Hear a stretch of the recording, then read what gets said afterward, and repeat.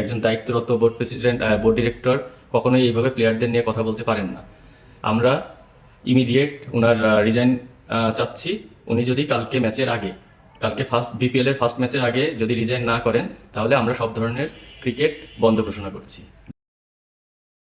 Nazmul Islam uncle সঠিক পথে আছে, কারণ সে সত্যবাদী, সত্য কথা বলছে, যার জন্য তোদের গা জ্বলে। সে কেন পদত্যাগ করবে? সে তো সত্যি কথাই বলছে। তোরা এই 22 বছর 25 বছর দেশে ধরে ক্রিকেট খেলোস, তোরা দেশের জন্য কি এনে দিছিস বল? তোদের অর্জনটা কি এই ক্রিকেট খেলা দেশের জন্য? সেটা বল। তুই আজকে ক্রিকেট খেলবি না বা আজকে ক্রিকেট বয়কট করছস, তোরা ক্রিকেট খেলবি না, বিপিএল খেলবি না, তাতে তা কার কি আসে যায় ভাই? তোরা ক্রিকেট খেলিস না। আমি চাই এই দেশ থেকে ক্রিকেট যেন ব্যান হয়ে যায়। এটাই চাই, কারণ তোদেরকে দিয়ে কৃষি কাজ ছাড়া আর কোনো কিছুই এই দেশের জন্য ভালো কিছু বয়ে আনবে না। কারণ তোরা তোরা এই ক্রিকেট খেলে এই দেশকে কিছু দিতে পারবি না, এটা 100% সত্যি কথা।